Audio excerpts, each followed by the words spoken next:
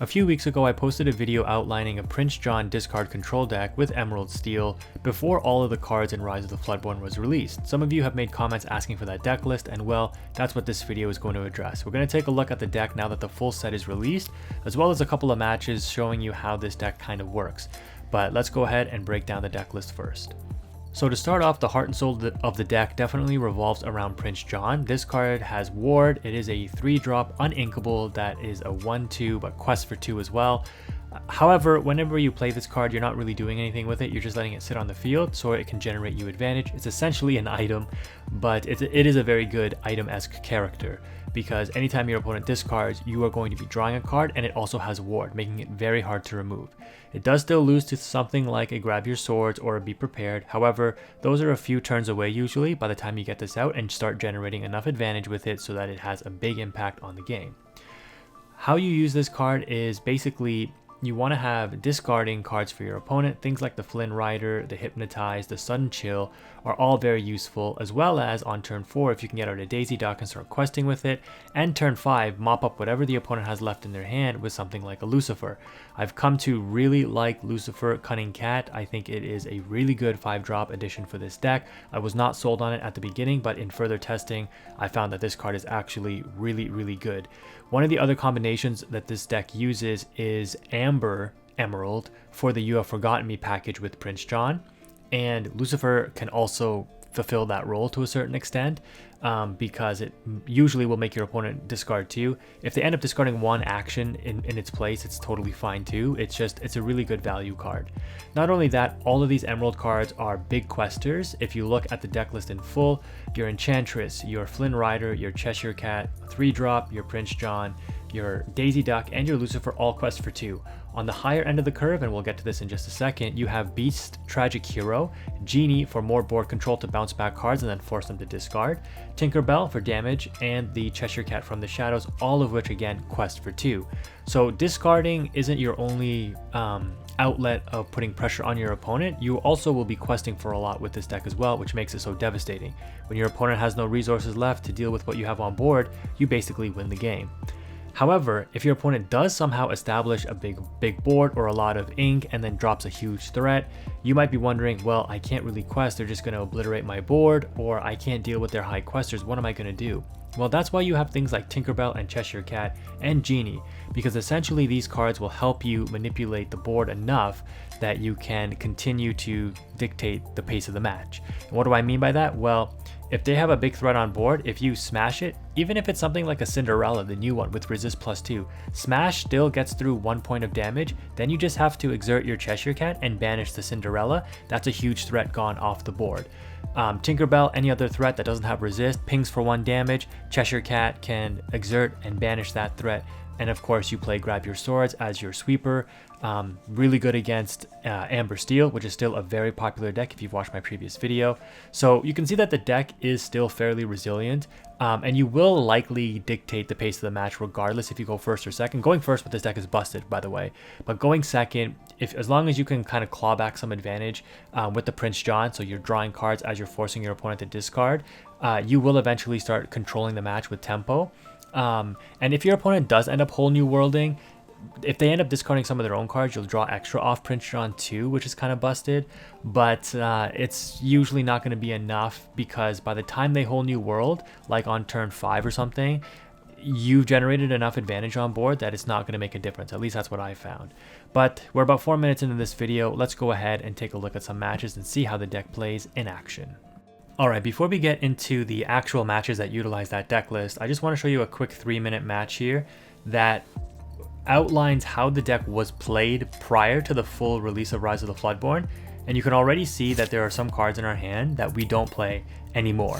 So this just goes to show you how strong this deck was before it even had its full like engine synergy pieces available to it. Like, we don't run the Cinderella packages, we don't run Mad Hatter, It's just insane how good this deck was before and still how good it is after all of the cards were released, because there could have been cards released that prevented this strategy from really working all that well, but you know, the deck is still very strong even with the full set released. So in this matchup here, we're obviously in like a mirror match. I think this opponent was on Amber Emerald. I didn't see what they were inking there when I was talking over the differences between the deck list in this video, but the Amber Emerald version is strong because of the You Have Forgotten Me, and this is before Lucifer was in Pixelborn, I believe. But yeah, you can see that they went first. They're playing on curve. They have full advantage because they get their Prince John combo out first. But this is the ideal setup here. You get a turn to drop either the Enchantress or Flynn Rider. You force your opponent to discard with Singing Sudden Chill after you've played turn John on turn 3. And then look at the advantage difference here now.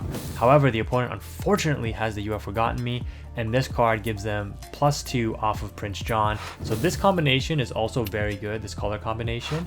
But you're going to see that when you're facing up against this deck, and this is why when I showed you the deck list, you need those higher end threats. And the Cinderella could also work, but I just think there's more value in the Tinkerbell, because the Cinderella is just, you know, one turn slower, which can sometimes make the difference.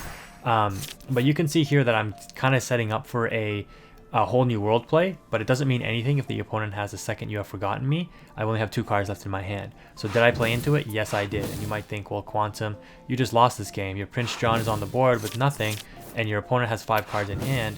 How are you possibly going to win this? And honestly, I can survive, because right now I'm going to either say, you know, I'm questing for 2 with everything, so you either have to challenge my stuff, or I'm just going to out-quest you at this point. No cards in hand, no problem. You're not playing Steel, so you can't deal with my board. And this is why you want to play Steel with this color combination. So the opponent is just trying to flood the board now, because I think they realize that, oh shoot, he actually has like threats to quest with. They can't deal with my Daisy Duck. My Daisy Duck is instantly +2 because I have 2 Prince Johns. So even though it looked like I was losing this match, this is why the Steel variation, in my opinion, is better, especially after we got the full release and you see all of the cards in Emerald. Like Lucifer is basically a You Have Forgotten Me on legs, in my opinion. Like, you know, you can take that however you want, but at this point, I just flood the board and I'm like, you can't deal enough damage to take out all of my threats. I just need 4 more lore. I win this game despite going second, despite getting out tempo, despite getting my hand discarded. I still came back and won because all I needed was 1 discard to draw 2 off my Prince John, and I claw back my advantage. And just like that, it's a GG. So let's go ahead and take a look at some matches now with the full deck list that I just outlined for you in the beginning. So in this matchup here, going second once again, the deck is really nice to only have 14 uninkables, meaning that you're likely going to draw a handful of inkable things that you can easily decide what you want to play and what you don't want to play. Sometimes, even though you have the 1-drop hook, you don't want to play it. So in this instance, my opponent didn't put a threat on board. I probably don't need the hook, so I might ink it in this instance and just pass and see what the opponent wants to do.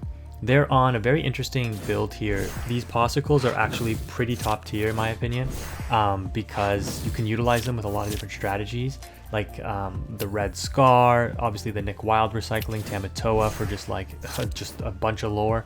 But it is slow, right? The ramp decks, the blue decks are slow, and they do rely on having cards in hand. Now pairing this with Steel has always been half decent because you have access to a whole new world, and drawing with those Popsicles just helps you thin out your deck faster. So you have to be aware of that. My opponent opts to smash my Flynn Rider, so they opted for more board control rather than putting their own threats on board, and then they reveal Alice being dropped. So at this point I'm thinking, okay, I do have a Sudden Chill and I do have a Daisy Duck. Would I rather play the Daisy Duck here, but then I draw a second Prince John? And this is probably not the best thing because it plays into a whole new world, not like really badly. But I guess if the opponent played whole new world, they would discard some cards and then I would draw off of that as well. So it's probably not the best. I end up going for the double Prince John Sing Sudden Chill play because I know the Alice isn't a threat to my Prince John, so I can have it exerted. There's nothing that has Rush in Steel or Sapphire, so I'm totally safe. So again, knowing your color combinations helps knowing what course of action you can take. And the opponent ends up playing a Grammatala, so no whole new world here, and they just quest with the Alice. I draw Lucifer, and I'm like, holy, what a time to showcase the big cat here, because this is going to force the opponent to either discard an action or both their cards in hand, and if they discard both the cards in hand, I will draw 4 cards because 2 off of each Prince John here, 1, 2, 3, 4, and we end up drawing triple Cheshire Cat and a Tinkerbell, which is insane. But at this point, I think the opponent just knew the game was over, so they didn't even care, because I think they actually discarded an action as well as their Hades there. But yeah, I think they were just like, screw this is not fun, and they just scoop. And then I just re-queue right back into the next match here, and I get the same guy, and my hand is really good here too, and they just end up scooping right away. So again, don't play this deck if you want to be hated, but it is very effective. You saw the deck list now. Hopefully you enjoyed this video and didn't cringe too much. If you did, a like would be appreciated. Thank you again for watching. Quantum is out.